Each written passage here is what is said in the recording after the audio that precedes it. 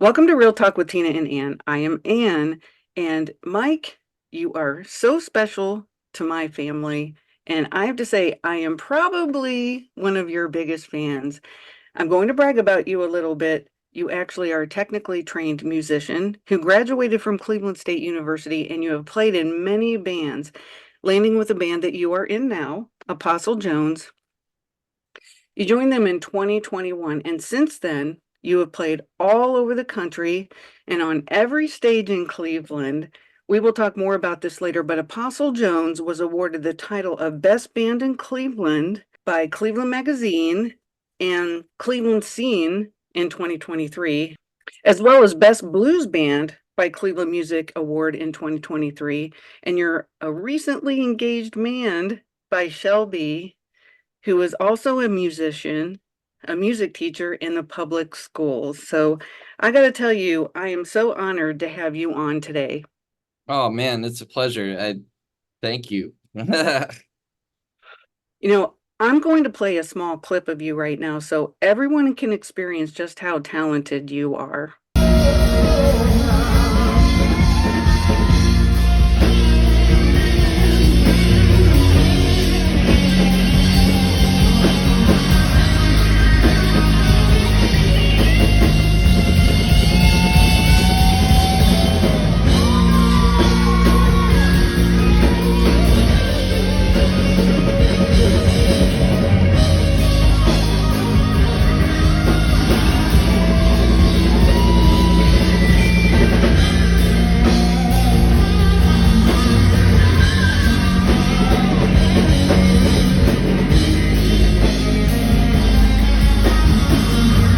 So, what does that feel like to get lost in the music like that?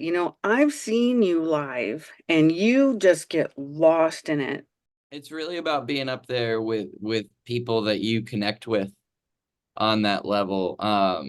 I've played a lot of gigs where, you maybe met everybody like once or twice and, maybe Oh, had like one rehearsal and, maybe there's not so much of a comfort there. So like mm-hmm, everybody's kind of thinking about what they're doing and thinking about not messing it up. mm-hmm. Whereas when everybody has that comfortability together, you can really just kind of like let go because it's not a thinking thing. I'm not thinking about what I'm gonna play or what notes to use or what technique I want to use. I'm not thinking about any of those things really. It's just about, with the instrument, like what I've internalized to the point as far as like vocabulary with the instrument that I can then use that vocabulary to really just kind of connect to how I'm feeling in that moment and letting just the emotional connection do it.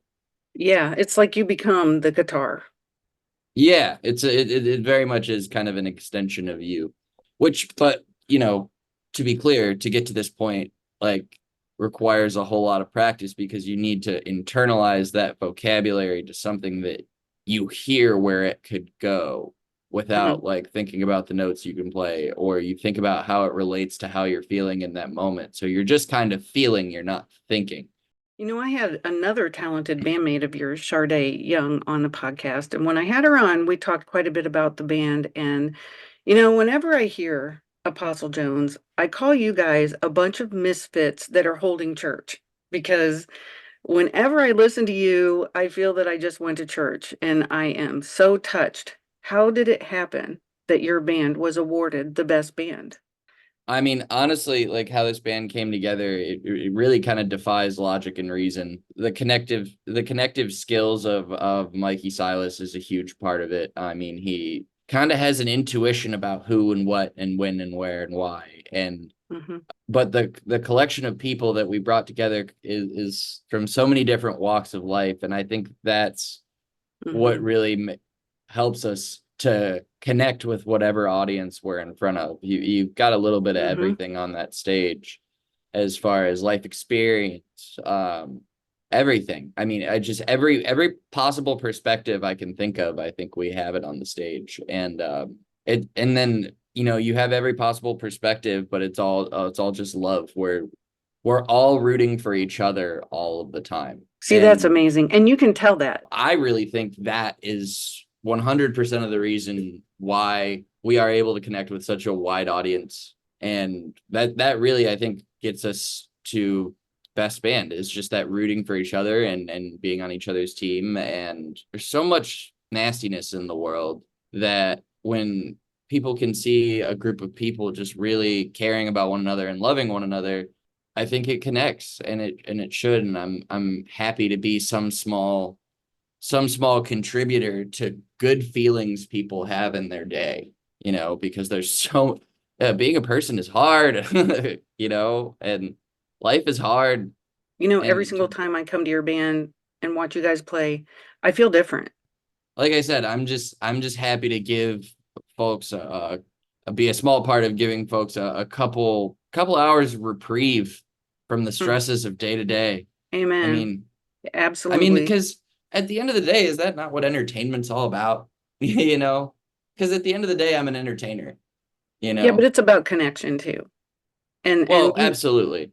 and you guys have that. People can smell fake a mile away, especially Mm. nowadays, because everybody's always looking for it.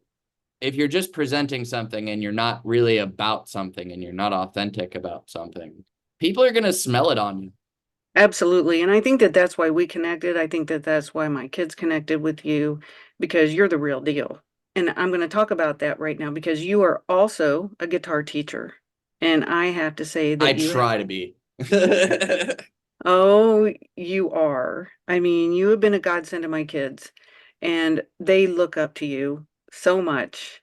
You and I have been able to talk quite a bit, and I have been so blessed to get to know you over the last couple of years. And, like I Oh, said, my kids, likewise. You and CJ and Sarah and Levi and everybody. I just, yeah, what a pleasure it is to know you all. you touch my soul when you play, and even when we connect, when we talk.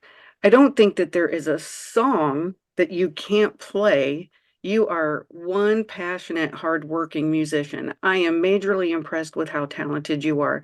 When did you know that music was your thing? So that was really young. So my father had a degrees in keyboard composition. So I grew up, my first my most basic formative years were kind of like looking up to him. I took my first lessons on keyboard when I was like 3 or 4 from him.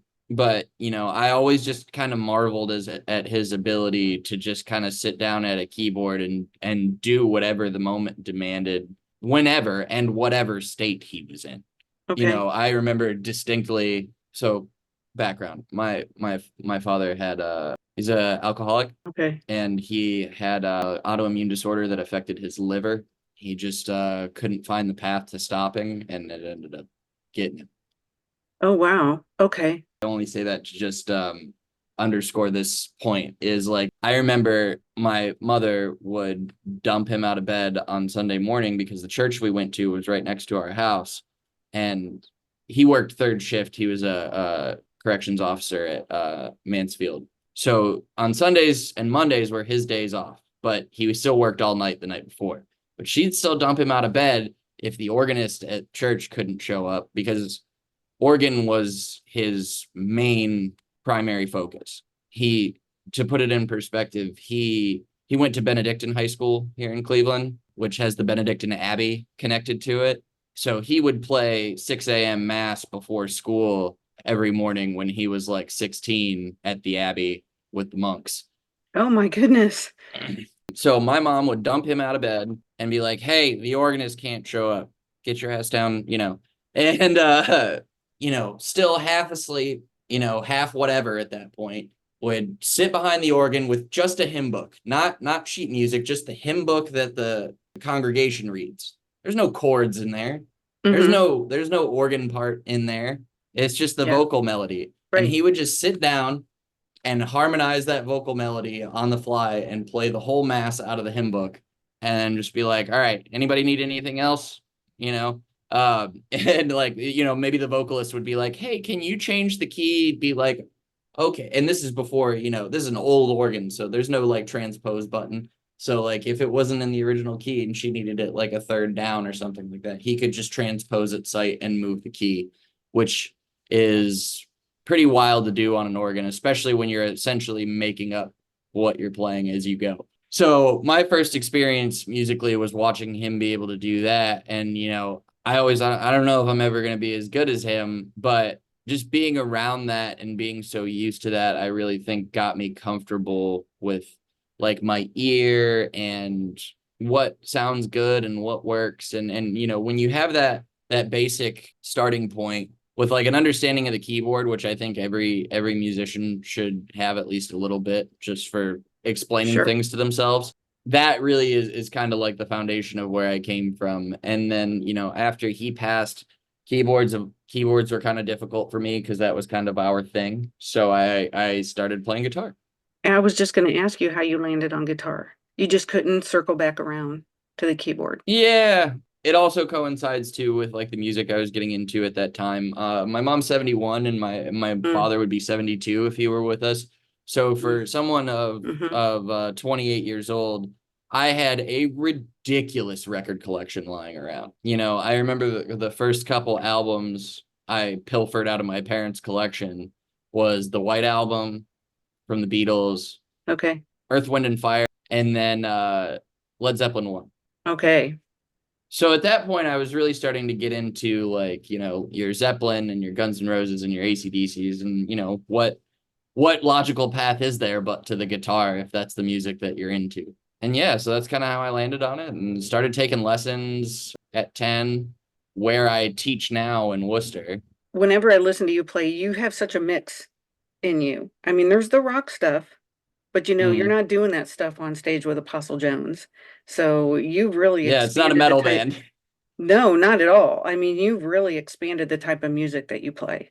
Well, that's my thing. I was just like, I'm interested in everything that's good. You look through my Spotify history and sometimes I'm listening to Brahms or Mahler and then I come back and then you come back a little bit later and maybe I'm listening to like the Wu-Tang Clan and then maybe like Al Green over here or just all the way across, That's from amazing. classical to 90s like gangster rap. Like it's if it's good and it's authentic and it speaks to me, I'm into it. You're kind of talking about the kind of heart that you have with the music that you listen to. And, you've got that thing where you are all heart and people rely on you. You're the one in the room that will get it done. I've watched you guys set up and tear down and everything in between. And you are a leader. You have this ability to be professional, but also know how to reach everyone where they are. You Mhm. also reach my autistic kids. So, not everyone can do that. What do you think that has made you able to reach a, a difficult 7-year-old autistic child and then 50,000 people, the masses when you're playing at the same time? I guess I've just been really blessed in so much as that I've been given the opportunity to go a lot of places and see a lot of things and experience a lot of different ways of life and a lot of different people. If I learned anything from all of that is that it's all beautiful and that it's all valid. My mother's a mental health counselor, so I am my mother's son. So I found that I have a better ability to kind of pick up on cues and kind of understand what people are saying without them actually saying it. I've been blessed with the ability to kind of get a good idea of of people or at least how the conversation continues from the jump.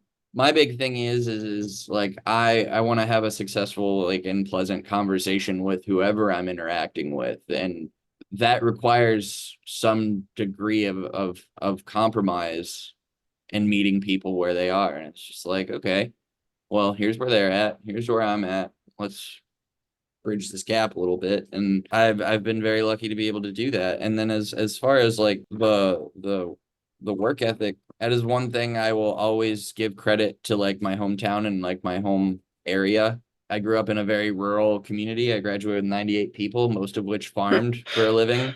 But you know what, man? Every kind of culture and way of life in whatever area is has its positives and its negatives. But one of the major Mm. positives there is it's just it's instilled in you from a very young age. Just like the only way to it is through it. Let's go get it. I can't really picture you in a farming area. Yeah, I can. I can still drive a truck pretty well and back up a trailer and all that fun stuff. That's so Some cool. stuff you never forget. That's so cool. You are more than just music. What made you want to not just be on stage, but to pass this on as a music teacher? I think the biggest thing is just, whatever capacity you pursue music in, it's got just obscene benefits, unlike anything I've ever seen in the world. There's Mm-hmm. there's there's an emotional tissue that runs through it that can really kind of just relax your whole space and your whole point of view and and Mm-hmm. and keep you on the ground when things are crazy. And I don't know if I can think of a more crazy time to be alive than the 28 years that I've been alive. Mm. And so I think now more than ever, it's really important to keep going with the arts and disseminate the arts as much as possible to give people in whatever, like I said, whatever capacity, an outlet for their problems and the world and just something to connect to on a very emotional level. I think it helps build emotional maturity too, because you can start kind of connecting with your feelings in a different way. Mm-hmm. And that's a huge thing. We got to be, all of us together have to, really connect with our emotions and, understand what we're doing. And I think music just helps in so many ways that like I would feel like the worst person in the world for just keeping my skills to myself. When you have something that can help other people, I think you help other people. Well, obviously that there were people along the way that helped you get to here. So I know that you just didn't become this person overnight. So tell me about that rebellious kid that got here. How did you get here? Came up through school, like schools always come naturally to me. I Mm-hmm. I was an A student, much to a lot of people, a lot of my classmates and teachers' chagrin because I was such a punk about it. I very clearly didn't try, and I wanted to make everybody aware of it. My band director in high school, who retired this year, was hugely important for me because, in that time, when I got to him, that's like sixth grade band or seventh and eighth grade band, maybe. But, the thing, the wounds with my father were still very fresh, but my band director really taught me how to like work at music, how to put everything into it and how to push forward with it in such a way that you're proud of what you're doing and you take pride in your work. Mm-hmm. And taught me so much about just how to be a person. So I took my first theory classes from my band director. He taught University of Akron music theory as a dual credit course and University of Akron music history. And after taking those courses, that coupled with my knee injuries really took my focus away from sports and kind of landed it where it ought to have been, which was music. Mr. Negro really gave me a really wonderful foundation to go on to music school, where I was very, very lucky to have studied with Dan Wilson, who played with Joey DeFrancesco before he passed on, which is just one of the biggest names in jazz today. I was extremely, extremely lucky. The education I received at Cleveland State University was worth its weight in gold. I studied with Chris Vance, who again kind of took the reins from my high school band director as far as just like teaching me how to function in a musical world and teaching me about my instrument on a new level as far as how to like function in different settings and bands. And his goal for me, he always told me, he always pushed me because he recognized straight out of the gate that he's like, for any other student, this would be great. You're on a perfect progress path. But Mm-hmm. I see that you're being able to do this with minimal effort. So guess what? Your bar just got higher. And I will appreciate him to the ends of the earth for that. But one of the biggest things he tried to instill in me through his teaching was, I didn't want to have any gigs that I had to say no to because I wasn't proficient in that space. That's led me to be able to do pit orchestra gigs, no problem. Jazz gigs, no problem. Rock gigs, no problem. Like cover band gigs, no problem. When I listen to you, no matter what, it's just about the music, being able to express yourself in that way. One of the big things for me is like before Apostle Jones kind of changed like a lot as far as like my perspective on things, in so much as that before that, I was just kind of a music for the sake of music person. I barely ever listened to lyrics or cared about what message anybody was really talking about. I just listened to the Oh, notes and the wow. rhythms and the harmony. I could listen to instrumental music and connect with it just the same way as I could if there was a vocal. And I think my experience in Apostle Jones so far has really kind of combined my love for music for the sake of music and Okay. message. So, do you think that music saved you? Did it give you a purpose?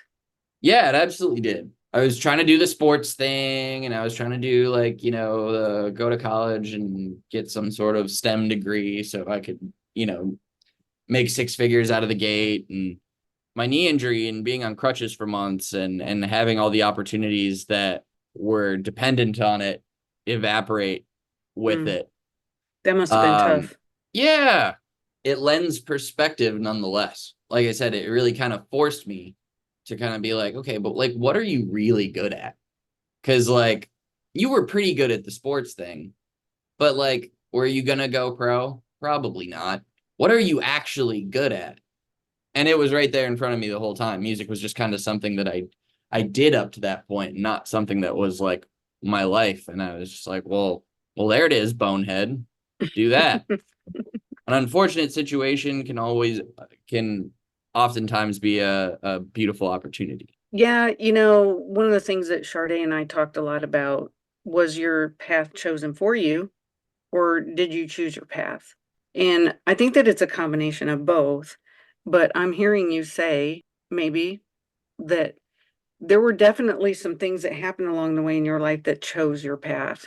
Yeah, the circumstances definitely are, contribute to the opportunities that are in front of you, but you still have to choose it. And Right. I'm just very grateful that I had some semblance of wisdom enough at 16 to 16. choose right. Not a lot of effort, A student. I could have gone to pretty much whatever college program I wanted to and probably completed it and got a job that I hated and you know and done the Yeah. whole thing. And I can't see you at a desk job. that I've gotten a lot better at it, but the general contempt for authority that I've had since my Mm. feet hit the ground don't really lend themselves to a corporate structure. I think that comes with being a musician. I'm not sure.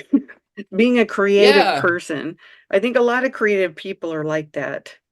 you just want to do what you want to do, Yeah. you know. Yeah. Like my one son And that that you know very well. Levi, and when I think about my niece, and I think about this young man, Max Stakelich, that we played with. He was the shredder kid from the Browns game. He's this young kid, and he's an absolute shredder, and he's on the spectrum a little bit. And I'll tell you what, I think folks with autism have a superpower because, We man, say that all the time. once once you find that thing Hmm. that they are on fire for, just blink, watch them become the best in the world at it. Absolutely. So, we're talking about challenges here and turning them into something. When Sade and I were talking, she said that fear and her own negative self-talk were some of her biggest challenges. What would you say some of your biggest challenges are?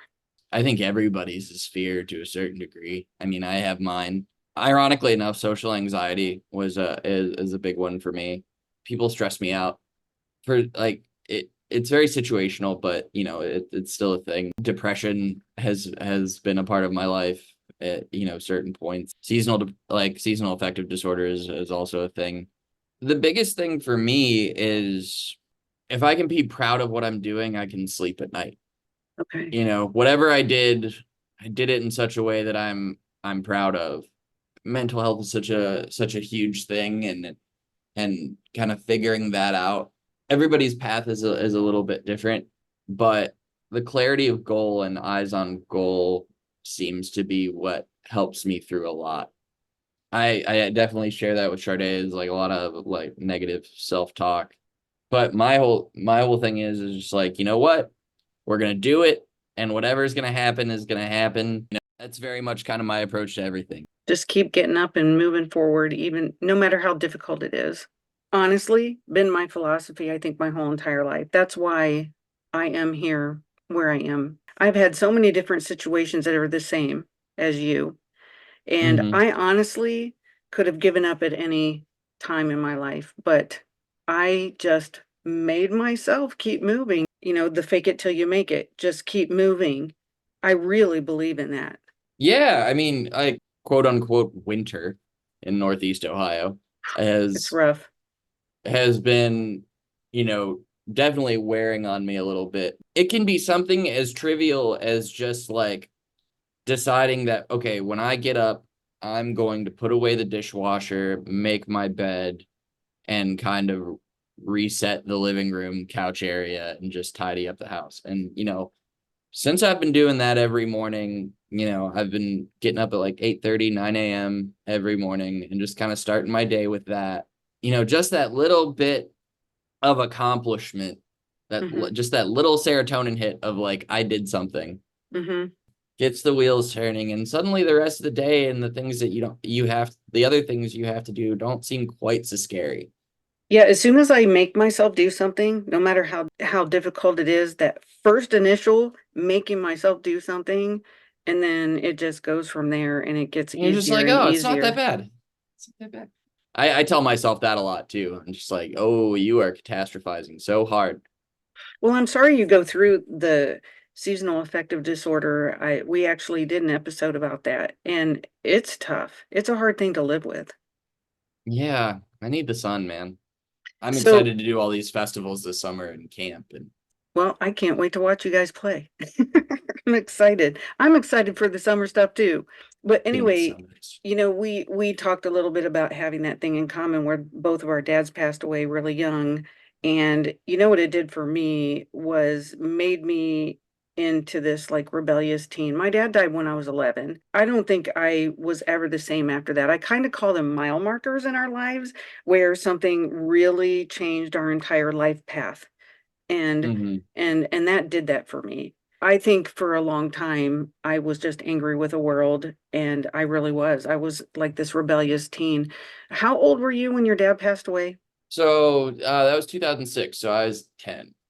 And I guess a lot of the same for me. My whole thing was it's weird though. Like mine kind of like hardened me in so Okay. much as that like most people who know me know that if it's a crisis situation, I'm the one they want at the wheel because I can just from the aftermath of his passing, just having to deal with life and keep the house, pay off all the bills he ran up, and this and that and the other. Moving forward with a single income home, we didn't have time to be upset. I've gained this ability, which PSA, do not rely on this all the time. You have to connect with your emotions because this leads to one of the next things we talk about. So it's not roses all the time, but it is useful when you decide to use it to be able to kind of disassociate and be like, okay, everybody else is freaking out, but we need to do this, this, and this, and this. And then other people will be like, well, what about this? I'm like, well, that doesn't matter because if we don't do this first, Mm-hmm. we can't even get to that. So we need to do to get Right. through this. And my rebellion, as opposed to like open rebellion, my whole thing in school was like I was up to a lot of stuff that nobody really even knew about. But like I was an Mm. A student and I was on the sports team. So like the administration left me alone. I was like undercover. I still wasn't listening to anybody about nothing. I played the game because I saw it was just easier to play it. My other options were like detention and suspension all the time. And I was just like, well, that's kind of stupid. Why would I do that? Like, I already hate that I have to be here for 7.5 hours. Why would I want to be here for two more? Exactly. So yeah, I'll just give lip service to all that and make everybody feel good about themselves, like they're the best, and keep doing what I'm doing. But that's how my rebellion manifested itself. Yeah, well, I was going to ask you about how it affected your path in life, which I already pretty much know because, you and I also have another thing in common, and we both went the route of using chemicals to help numb. Amen to that. Yeah, and I got clean and went through the AA and NA and treatment and all that stuff. And I started drinking really young after my dad died, unfortunately. So when did you start? like 14, 15, 16 Mm-hmm. ish. I was too damn smart for my own good, so I was able to sneak around and do what I needed to do and have Mm-hmm. fun how I wanted to have fun. And, the root of it all goes back to what I said earlier is like, I thought just hardening myself was just going to be the way to live. Mm-hmm. But all that pain and all that angst and all that, you have to deal with it somehow. Because one way or another, it's going to manifest itself somehow, whether you like it or not. Pain like that it's there, whether you like it or not. And if you don't deal with it, it'll manifest itself in ways you can't control. There I was thinking I was Tommy Tough Nuts and like nothing could hurt me and this and that. And then I drank more. Then I drank more. Mm-hmm. And then college rolled around and I was getting drunk every night. But in college, everybody's just like, well, that's what college kids do. And to a certain Exactly. degree they're not wrong. I think it was like my junior year of school when it really kind of started to hit me that like I'm just going to the bar. I'm not going because I want to. Started really overtly being a way of just dealing with what was going on in my head all the time. And then, you get through college and now we're what at like 2018. I'd earned my first gold star DUI Mm. and did the probation for that and played the game like I did in high school and did real nice and all that. And as soon as I was off my papers, I went back to what I was doing, and lo and behold, within 6 months after I got off my papers, I got another DUI, and this time I was D-runk with a capital D. Mm. They threw the book at me for the second one, man. Mm. Oh, wow. So I did 28 days in the Wayne County jail Wow. and uh Okay. and 32 days of house arrest immediately following at my mother's, and then was on probation for 2 solid years. How old were you? You said college. So the second one was like right after college. So I was like Okay. 22 or 23. Was that a And wake-up call? yeah, because whatever happened, whatever I knew I wasn't going back there. And I did like the outpatient, but I still like after I got off like the monitoring and like all of this other stuff, I still drank again. I Mm-hmm. did. But finally, the thing that really got me was Shelby bailing out of my life. This person who had been always Okay. with me could not deal with my crazy ass anymore for her Okay. own mental health and safety. Oh, geez, that And would be rough. I mean, in hindsight, it was terrible, but in hindsight, I absolutely earned it. She had to protect herself at a certain point. Mm-hmm. I was just a swirling whirlwind of chaos and anger. Luckily, that anger manifested, and like the biggest threat I was to anybody was me. Luckily, my stuff like that didn't manifest outward because I don't know what I if I could live with having ever physically hurt anybody. Right. You were just Um, going inward with everything and ready to implode. yeah, exactly. But after that, I was finally just like, all right, this is ridiculous. I called up a friend of mine who had been sober for like 10 or 13 years or somewhere between there. I can't remember. Eric Schmiedel. What a wonderful human. Grateful, owe him my life. And he asked him to like be my sponsor during lockdowns. I decided this. So I went to my first meeting next to my mom's house at the church where we were in Okay. lawn chairs in a parking lot. Okay. And then, my sponsor at the time lived in Sheffield Lake. So I would just go to my meeting once a week and I would call him up, after the meeting, and we would talk almost every day. And one of the big keys, I think, to people making a good go of it is you got to want it for you. Because at that point, I had no idea whether I was ever going to see Shelby again. And, if I didn't, I was accepting of the fact that I absolutely deserved that. Mm-hmm. I just had to do it like for me. That's the big one. The first one is you have to want to. I'm like, this is crazy. You suck. I don't even recognize the person I look at in the mirror. Like and a lot of the latter drinking really was to just kind of numb the pain of compromising my own moral compass on such a regular basis. And the big thing is, though, too, is that I sought out help for my mental health. We got on some really mild anxiety medication, started talking through some things. AA also helped a bunch with that, as far as like being more open and being willing to talk about things. But, the alcoholism or whatever chemical it is but a symptom of an underlying problem. I think where people run Hmm. afoul of getting better is they're not actually dealing with their mental health, because you can't just white knuckle your way through the rest of forever not using chemicals. Not if you don't deal with the pain. No, you gotta be okay with it. When all that was happening to me and all of my young adult life, probably until even I was around 30, I was the same way. And that's the way I dealt with it too. I was completely hardened. I wouldn't let anything in.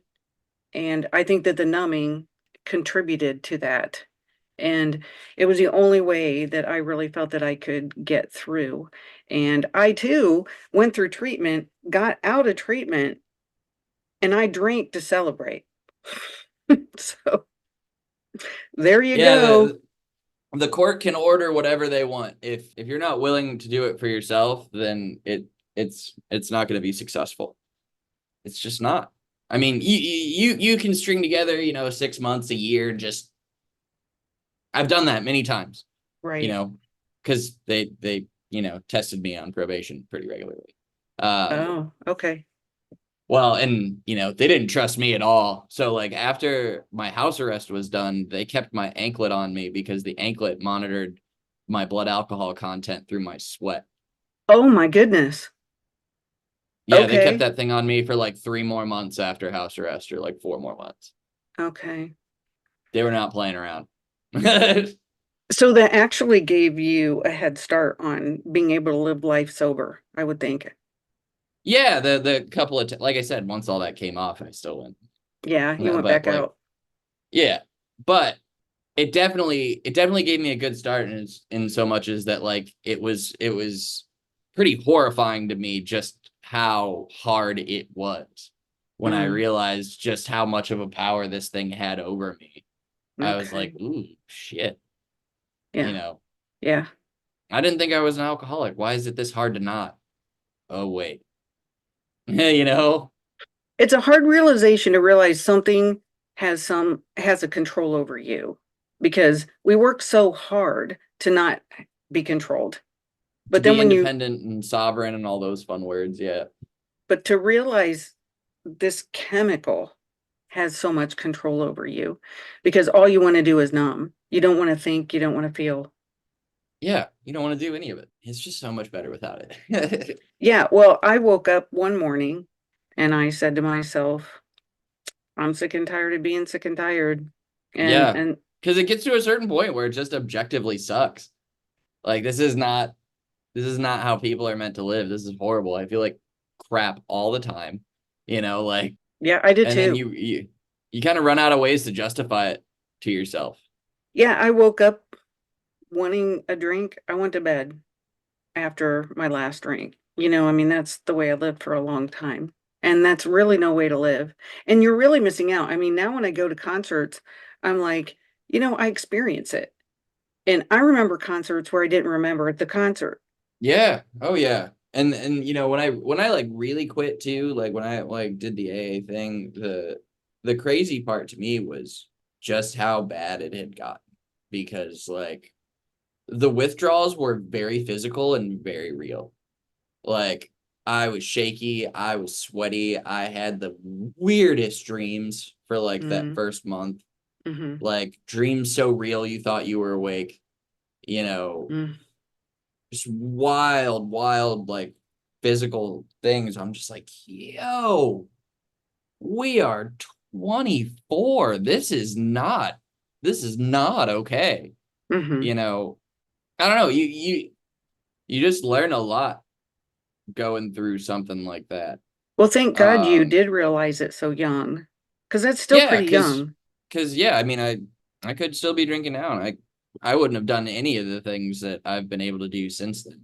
Anybody out there that I'm sure had like AA loves its cliches, so I'm not even gonna like try and say that it's not corny sometimes when you hear people talking to you about it. Like the old timers like to just throw cliches at you. And, Mm-hmm. you know, the promises are real. If you stay sober, you will absolutely have the ability to go out and accomplish whatever it is you want to accomplish if you put your mind to it. It's real, it's a thing. I Yeah. was playing exactly never between 2018 and like 2020. I Okay. was too busy being wasted. Like all the strings on my guitars were rusty. It was horrible. I can't imagine you not playing. Gosh, it's going to be 4 years next month. In these 4 years, I've gotten to do everything I ever wanted to do in music. I've surpassed what I even thought I would be able to do as far as performing. So, like, if you're thinking about it, no, it's not going to get all that much better. Yes, it will. Mm-hmm. Because I was just as skeptical as anybody. I don't take much on faith ever. It's real. So if anybody's listening to this that feels like, they're so full of crap, like when they're telling you about how good it can be, they're not. It can. Yeah. I mean, you can definitely accomplish the dreams that you want to when you're clean. I can remember people saying to me, and I held on to this, and this was one of the things that got me to stop using, was they said, do anything but use. Just do anything but use. Mm-hmm. And I can honestly say that that was one of those, move one step at a time to get forward kind of moments. And especially at the beginning. So Mm-hmm. I did everything that I could just not to use.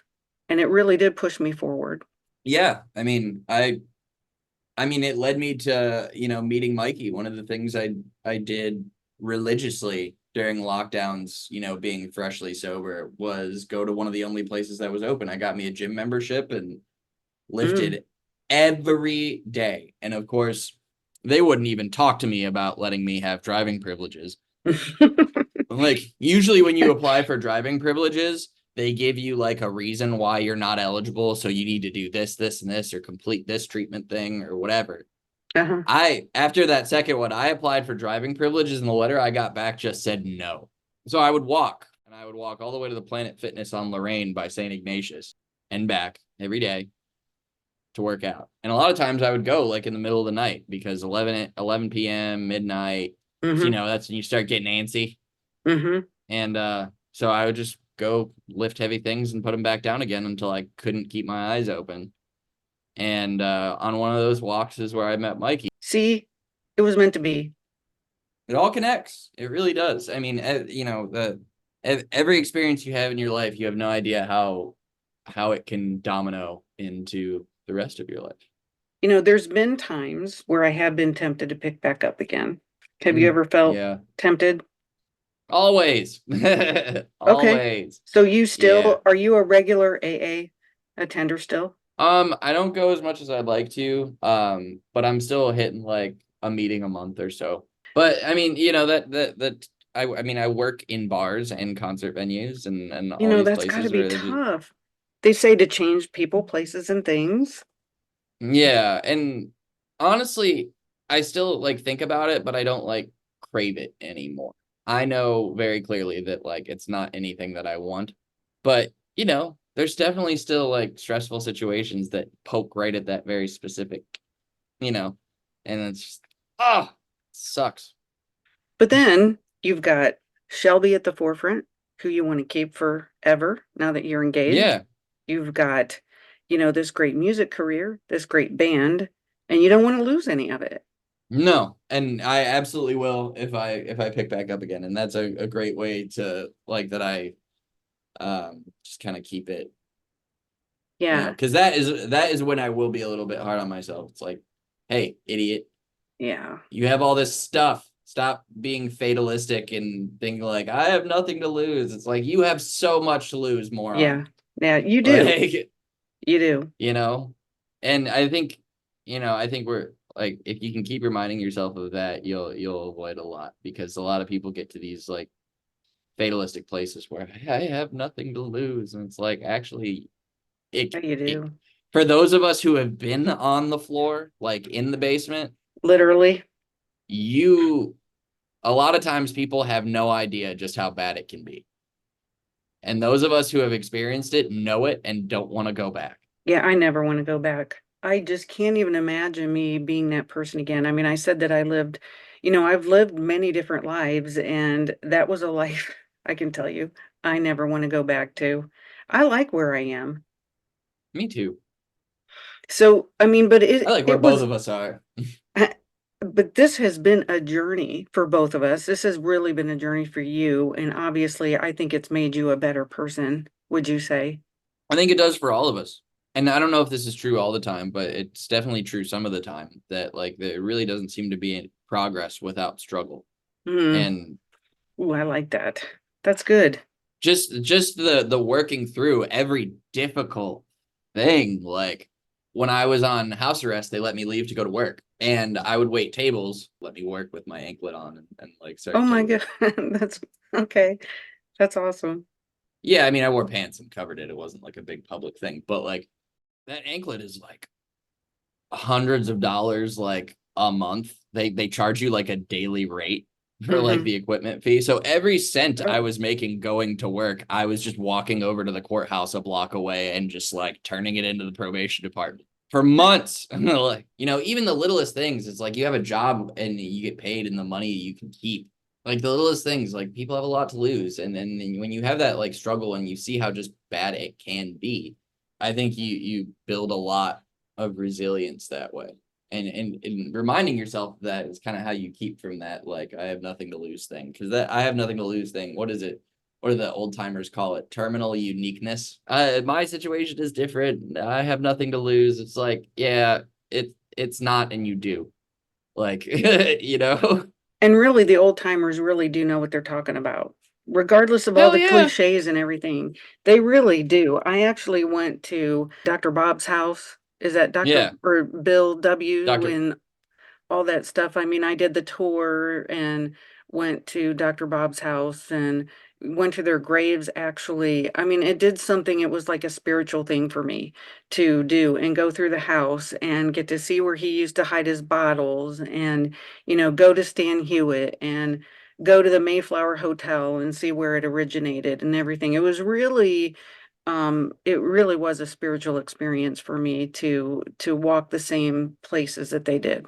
Yeah, no, absolutely. I mean, I haven't So talked about any all that in a while. now that you are here in life and you have really worked hard to get where you are, do you see anything holding you back from being as big as your dreams? Other than me, no. I've always been my biggest obstacle, I always. think we all are. I think we all are, really, because I think we're all gifted and skilled in our own ways. And, if we can just organize what's up here and keep it from biting back against us, I think we all have the capability to do whatever it is we want to do. When my dad died, I was at the pinnacle of my swimming career. I guess you could say I was only 11 years old, but I was one of the top swimmers in the country. And I could not get back on that medal stand after he passed away. And I always associated success with loss, success with death or, something tragic Hmm. happening. And so I would always get to the point where I would get right on the verge of success and then I would just throw it all away. My form of self-sabotage was just like skating on like ability and talent and not like putting the work behind it. If there's Hmm. one regret I have in this life, it's that I think about how good I could be right now if I worked the way I have for the past 4 years as a musician, as a person. If I had been working like that since I was like 21 or 22, or if I'd been working like that since I was 18. If there's one regret I live with, it's that, thinking about how good I could be if I applied myself sooner. Well, if this means anything, I still think that you're pretty good. You're one of the best that I know. So trust is one of the hardest things I have had to deal with. And I would say that I've always had, walls and walls and walls so thick so people can't, penetrate them. And you are such an enigma or a contrast, I guess you could say, because on the one hand, you are this gentle giant guy who wears his heart on his sleeve, but you are also that guy that, keeps everybody at an arm's length and you don't let anybody in. So what Mhm. happened to that mic? And maybe it goes all the way back to your dad's death and how things happen. I'm not really sure, but somewhere along the way, trust has really become a big issue for you. Well, I think I'm getting better at it like these days in so much as that like I'm not holding people to unrealistic standards anymore. This like trust isn't some like law set down by Moses that cannot be violated and whatever. Like, Hmm. because if we all really sit there and think about it, we all suck sometimes. We all do crappy things, Hmm. whether it's to ourselves or each other. And if you're gonna do a crappy thing to each other, statistically speaking, you'll likely do that crappy thing to one of the people that you love the most, simply Right. by virtue of spending the most time around the people that you love the most. Yeah, we hurt the ones we love. Hmm. So like for me, I'm starting to kind of just relax and accept that like even the people I love the most are gonna do crappy things. I'm going to do crappy things. You know, if I love you and I trust you, I'm still gonna trust you even if you did a crappy thing. I guess my philosophy in that so much isn't that like I'm not trusting anybody. It's just I don't have the emotional bandwidth to be on that level with like a great many people. I kind of have to keep my circle Hey, small. and that's And great. Hey, because com like I think people spread themselves too thin a lot of the times emotionally and burn themselves out. And I yeah, just know myself. I'm not staking my emotions and my emotional health and mental health on how 100 people treat me or what a right. hundred people do. I've got maybe 5 to 10 people that are that close to me in my life, and if I've decided that you're in that ring with me, like you can kind of do whatever you want because like I've accepted the fact that like we're close. Everybody does crappy things, and sometimes you're gonna do a crappy thing to me. It's not like I need to cut anybody off or anything like that. So I think I'm working on it. I'm the same way. I don't let very many people in my little circle. I recently saw this show where this young man was making the decision between going to the NFL or finishing college, and his mom gave him the best advice because he felt so much pressure. And so she said, block out the noise. Now, what do you want to do? So, what would you be in 10 years without the noise, without any obstacles in your way? If I'm touring around the country making a decent living, getting to play music with my friends, that's nirvana. That's it. That's it. That's That's all I need. being up there doing your thing. Yep. Whatever else. Well, and Shelby being there with me too. She'll be on the road with me. But um yeah, if I have that, I'm good. I'm set. I've already, how could I ask for more? I'm a pretty simple person. Yeah, yeah. I would say that about you. Now, you've had a lot of, you're really into all types of music like we talked about, but what would you say some of your biggest influences are? Old blues music, first and foremost. Like all the stuff that was recorded like to wax and like the really old stuff from like the 30s and 40s and 50s and the Deep South was huge for me and my understanding of the guitar and how the guitar applies to melody and the lyrical content too. I always kind of related to. Um, it's tough, it's hard, it's pain, it's authentic. I think first before anything, I'd have to say the blues is probably one of my biggest influences. Like most I rock music, really. You have really dedicated your entire life to your dream. So, for anyone out there that wants to follow in a similar path, what advice would you give them? Just be consistent. Keep doing it. Keep working. Just because you're working in something that is your dream too don't get discouraged when some days feel like work. Some days are going to feel like work, and that's okay.